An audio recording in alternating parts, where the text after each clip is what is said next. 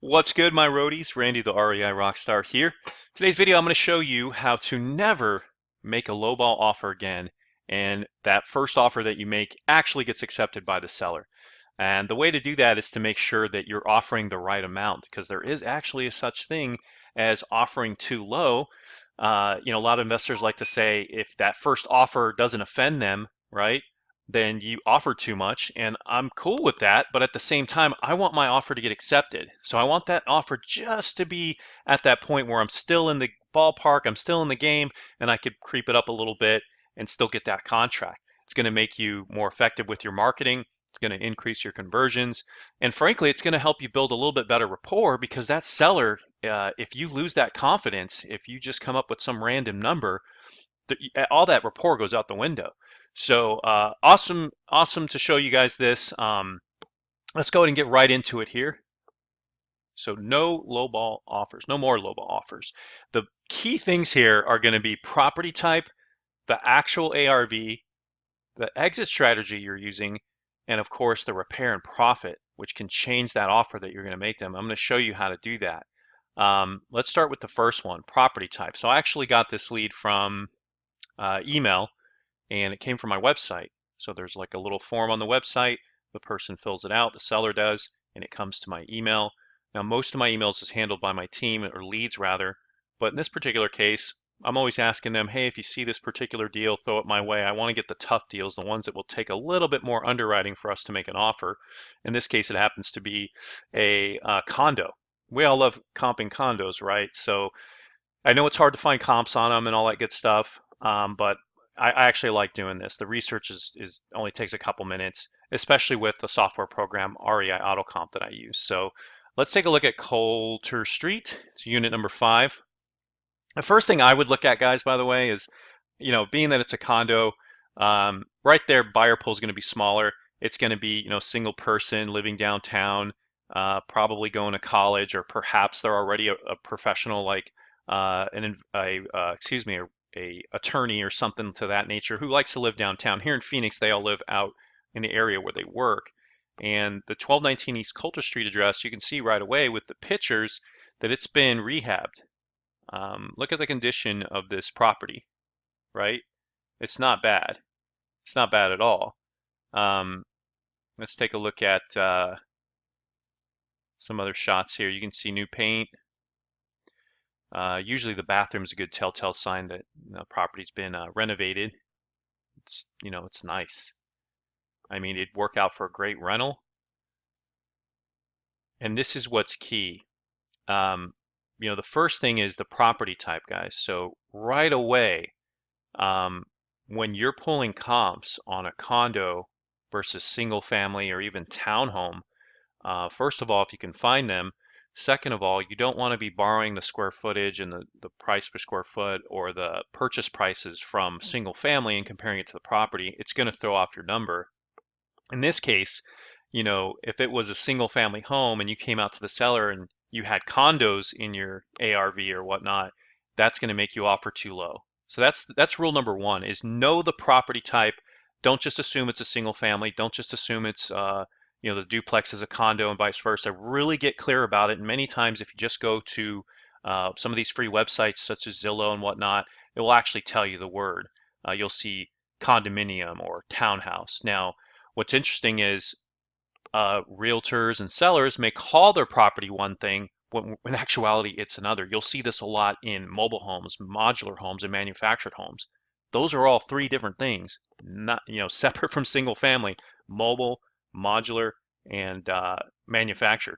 Three different types of properties. Same with the condos. This is a condo, guys. This is a condominium, but you can see they're using the term townhome. That's different. A townhouse is different than a condominium. So in terms of your offer, which is exactly why we're doing this video, one of the things I always do is I take a look at when did they buy it and how much did they buy it for. Now, a little tip on Zillow: if you scroll down a little bit, you can see this link. It says county website. What this does is it takes you to your local county website, or whichever market that you're in, and it'll actually show you some details about the property. Many times it'll show the sale date and the sale amount. So today is December 19th, 2018, and this property was bought, 2, 3 weeks ago. So, and in fact, they bought it for 147,800. And so here's a tip. When you make the offer, if it's just been purchased, no matter how accurate your comps, if you end up offering what they bought it for, they're going to think lowball offer, right? Because we all know that what they bought it for is what it's worth, right? They didn't overpay, of course not. So 147,800, we haven't even run comps yet, but if our offer came in at 138, that deal's out the window, unless of course they wanted to short sell it if they were honestly distressed, and that gets into all other things. We want to be able to underwrite very quickly, get in, find out what our offer is, and have an idea of what they're going to accept, that ballpark, that soft pass. So at 147,800, yeah, it's going to be a little tight, guys. They just bought it. They probably tacked on what, 10 grand. Let's go back up to their sale price. Yeah, 157,900. 10,000 seems to be a very common profit, by the way. So all this is telling me I already know the profile of the seller. It's probably a realtor and a realtor investor who probably got a pretty good deal from another investor or a foreclosure, something like that. They bought it and they put some money into it real quickly and they put it out the door.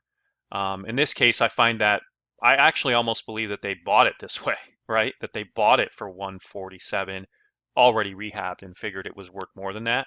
So maybe two folks have run their comps wrong, because I'm going to tell you right now, I'm not seeing that value in terms of that zip code. I know it well, but let's prove it. So property type, the next step is actual ARV.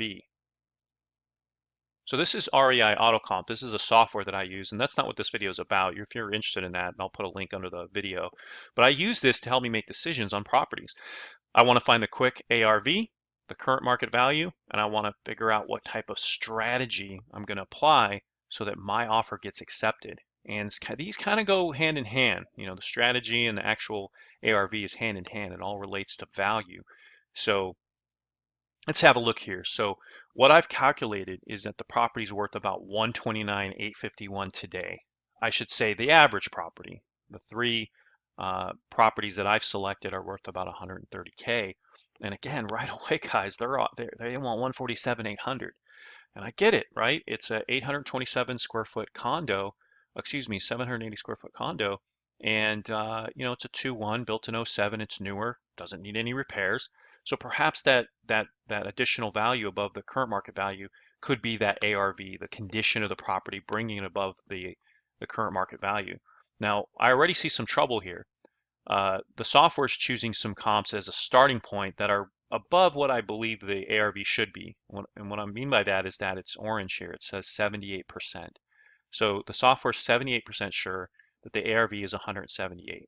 So I'm going to immediately correct that first before I even, as a foundation, get on the phone with the seller or anything like that, because I want to have all my ammo. Now, the way to do that is go to the comps area and really find out what's the culprit here, what's the problem. And you can see comp number 10, it's the lowest one here. And the software scores all the comps, so I can just easily go to this one that scored 76%. And I can see that although it's pretty close, it sold over a year ago. It's much bigger. The lot shouldn't matter in terms of that. It's much older. And it sold for 196,600. And it happens to be well, Zillow classifies it as a townhome. So let's have a look at this property. So if we go here, paste and search, Fern, and look up the difference. Let's see if we can find some differences here. So this sold over a year ago. I'd say right away it's probably just going to be, the size. The size is definitely different. It's much bigger.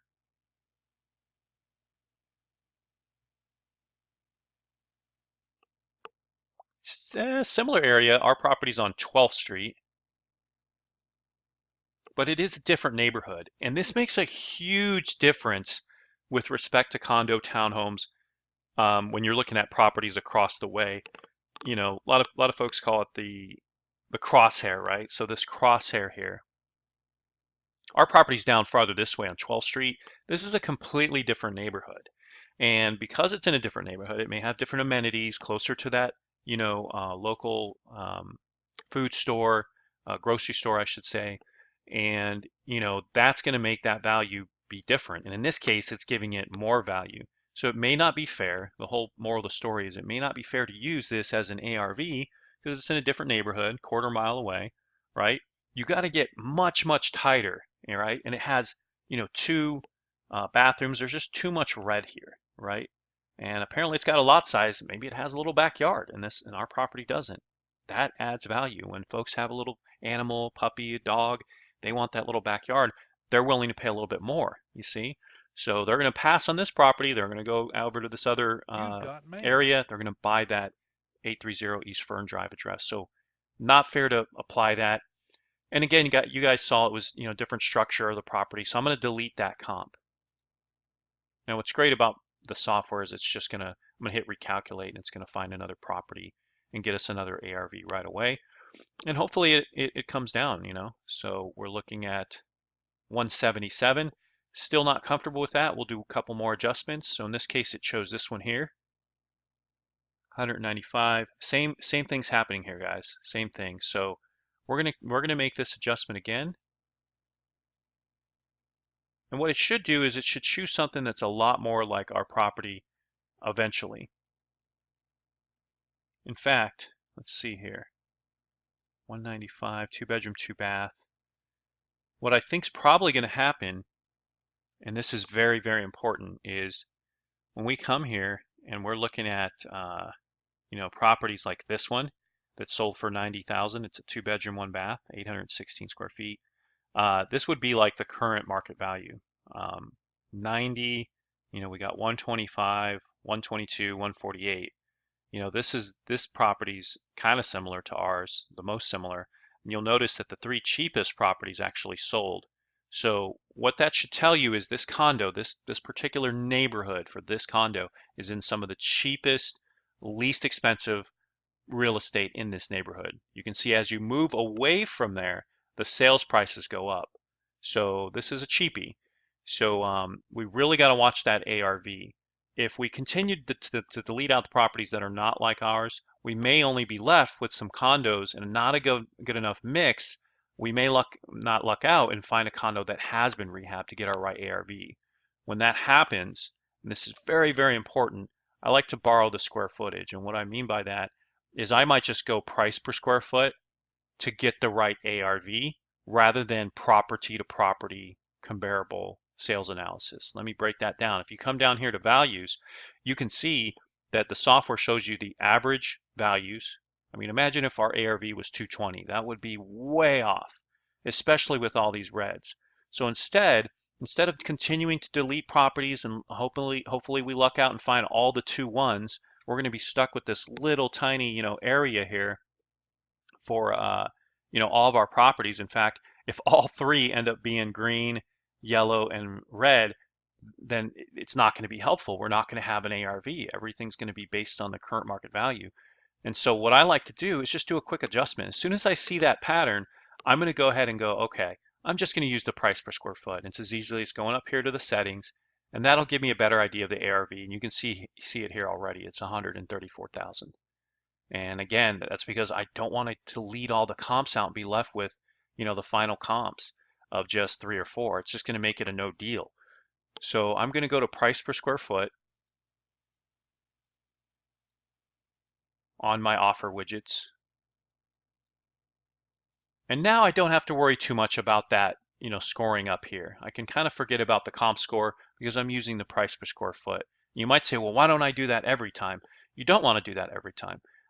You want to use the average because that's what we typically use for comparable market analysis. You want to use the average price, not the price per square foot. The only time you want to use price per square foot is when you have one-off properties out in the middle of nowhere, or maybe, again, you have a condo like ours, and there's just not enough condos to get the right ARV.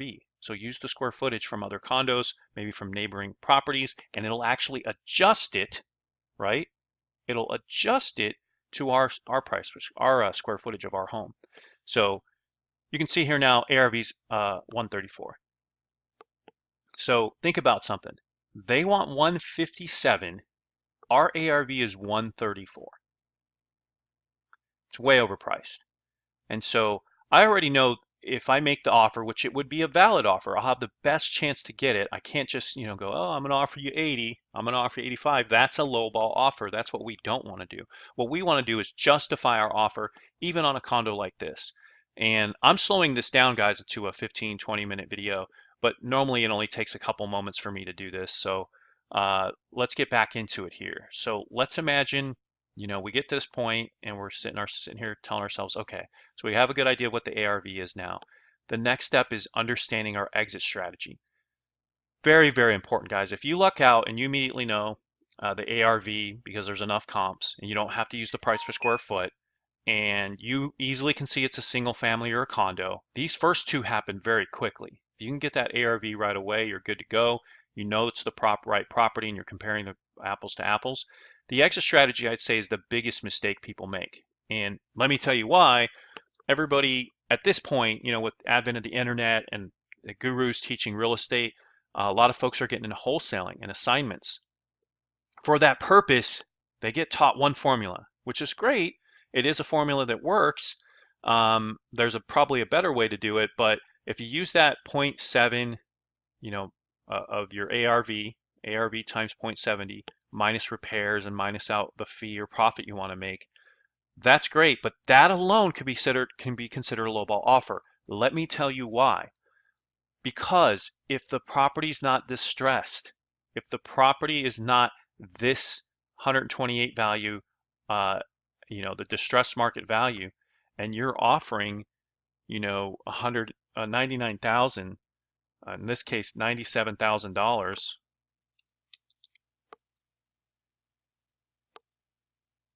for a wholesale deal, and you're trying to make, 2,500 bucks. That alone could be seen as a lowball offer for one reason. The property's not distressed.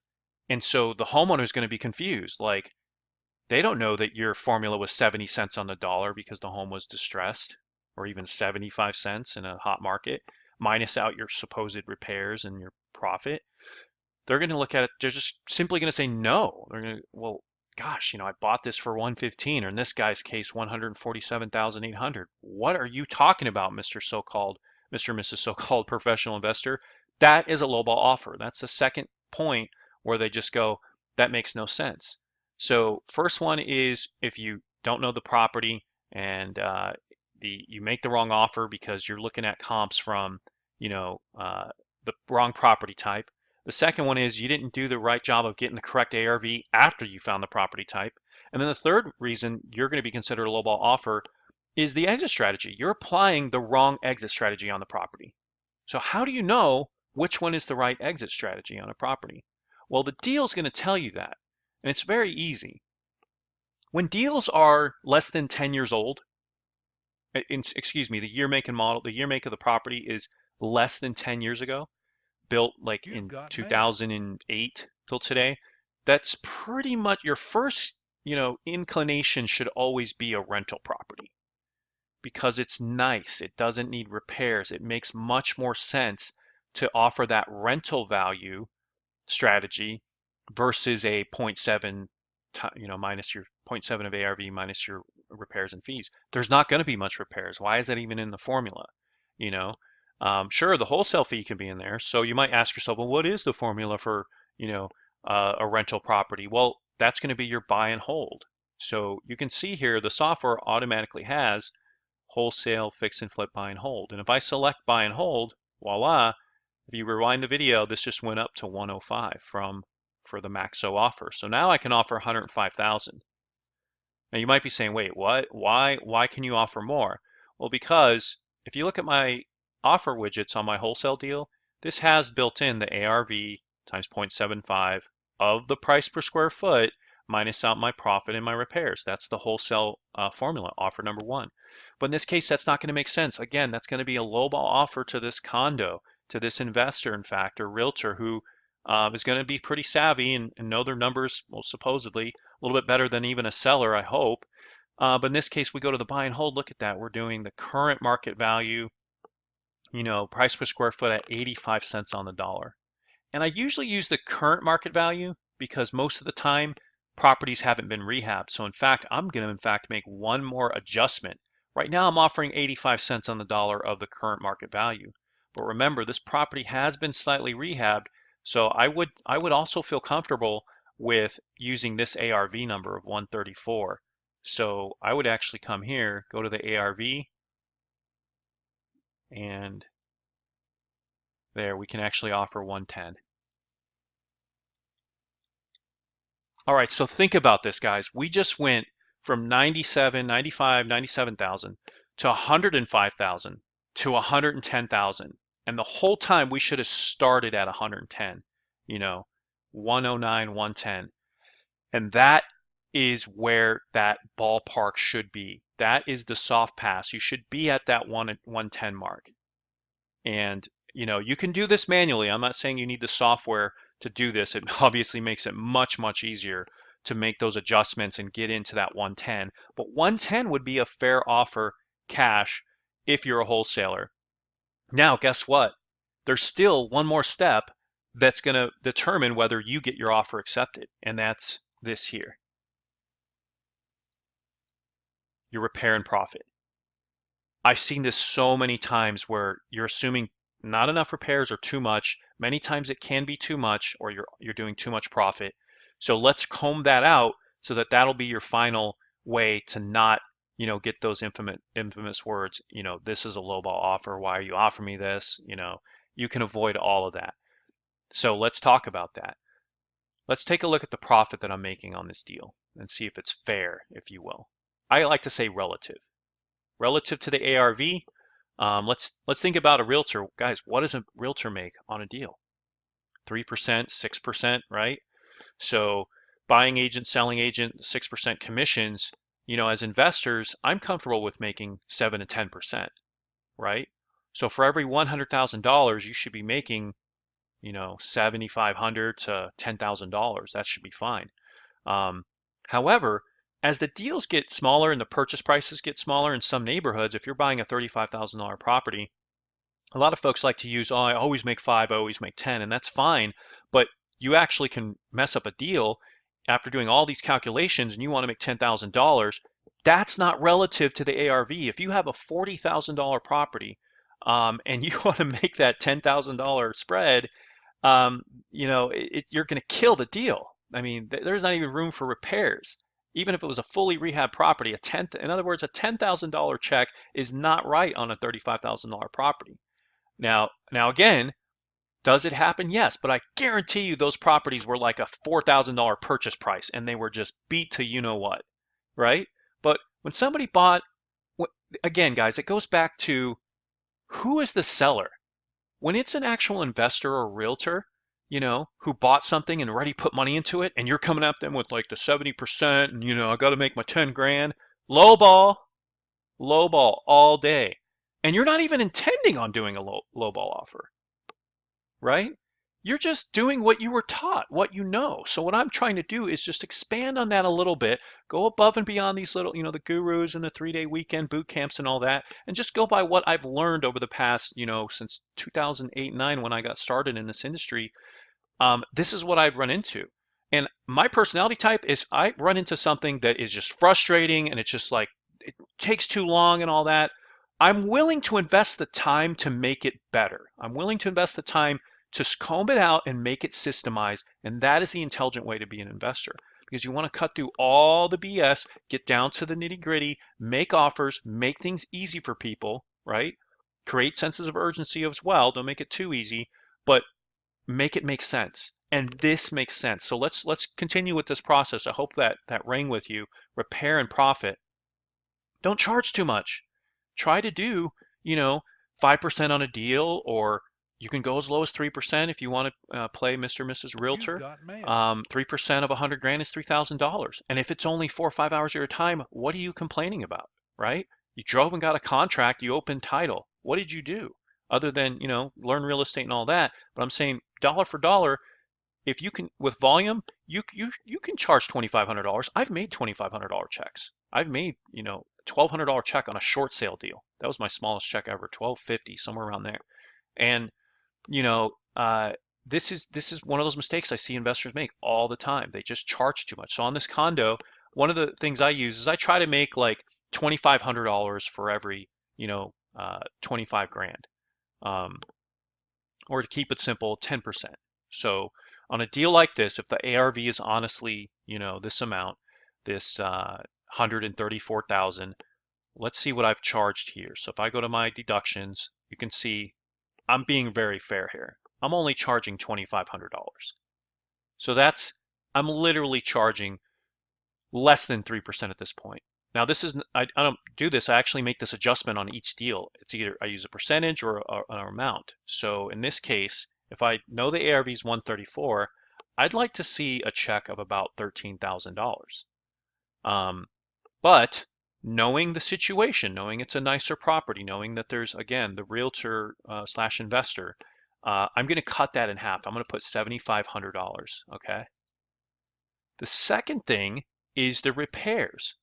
So I got lucky on this one. I already had this at $780. The reason is, when I run comps, I put in, a dollar amount price per square foot based on the year the property was built, if it was within 10 years or 20 years and 30. In this case, this one's built in 2007. So I just literally put like $2, $3 in there. I looked at the pictures and I saw it's already been partially rehabbed. So it would make no sense for me to just go, oh, here's a deal. It's a wholesale deal. I'm just going to put $5,000 in repairs. No. What needs? Where are you going to put that $5,000? And I'm sure you could do it. Don't get me wrong. You can put travertine tile. You can redo the cabinets. Brand new cabinets, granite countertops. Update the kitchen, the rest of the bathrooms. Sure, one bathroom here, but this neighborhood doesn't call for that. Remember, it's the cheapest neighborhood. It's the cheapest condo neighborhood there. We saw that as we expanded out. So my point is, I started at $780. Okay, what's that? A cleanup, right? A cleanup, pay somebody to come out, pay them $250 to clean the condo. That's repairs, right? So less than $1,000 in repairs. That's it. And upgrades. We should really say renovation. Renovation and repairs, they're hand in hand. So the renovation repairs are under $1,000. That's another mistake. When investors just randomly put in a profit of, oh, I make 10 grand a deal. Oh, and I always do the 10,000 in repairs. Because you're too lazy to look at what am I actually looking at here? What is this deal? That's why you're going to get a lowball offer again. I hope that rings with you guys. Those 4 tips will most certainly help you convert each and every client. And so when I put this deal together for this person, based on everything, I'm going to offer 105,000, and I'm going to justify it with one last thing to make sure I don't get a low ball. And it's not really based on the numbers per se, but it finishes up the numbers, and that is the comps. So what I'll do is I'll go to the comps, and if I'm offering 105,000, what I'll do is I'll try to bring in comps that justify that. So I'll give them some comps, like this one here, this $90,000 offer. So I'll say, hey, look, here's a property. It's less than a half mile away. It's more square footage, and it's a 2-bedroom, 1-bath, and it's sold over the summer this year, and it's sold for $90,000. And, I'll include that in an email and just say, hey, look, this is the property, the offer that I'm making. Here's a property that's sold like that. Would you take it? Now, if they're interested, they'll take a look at that, that deal, that property, and go, okay, well, what exactly are they comparing my home to? In this case, another condo. Does it look like my property? Zestimate, we don't have to worry about that. No pictures of this one, but if they are a realtor and they have access to the MLS and it did sell, they can definitely do that. So I'll include that one. I'll probably more than likely send them this 122, this 125, and then outline that the lot square footage is different. And perhaps these are nicer if they were Googled. So that way, when they get it and they go, okay, I see where this person is coming from. They're offering this 105. Maybe I can counter them. And they counter me at 115 or whatnot. That still might be doable. If I'm able to justify this property as a cash flowing unit for an investor at $300, $250, or $200 a month, and they can buy something at $120,000 and earn that, $10,000 to $15,000 a year in gross cash flow, perhaps netting them $10,000, right? That they'll probably net 65 cents of that, 10 grand. Yeah, that's a great way for cash flow. And that's where I can definitely go higher on that amount. But it's about getting in the door. Remember, at the beginning of this video, we were at 95,000. And for you guys who don't know these techniques, you might have just been like, oh, I'm going to see, 80,000, right? Come up with a solid number, make the adjustments for the things that I've shown you, these 4 things here, and you will more than likely reduce your lowball offers to hopefully 0, right? It's one less rejection that you'll have to deal with, guys. So thanks so much for joining me on this video, by the way. I appreciate you guys. I'm almost to 1,000 subscribers, so please, don't forget to floss, right? So I want you to tag, follow, like, opt in, share, and subscribe. I am the REI Rockstar, flipping houses the easy way. Thank you so much for joining me on my channel. Have yourself a great day and take care.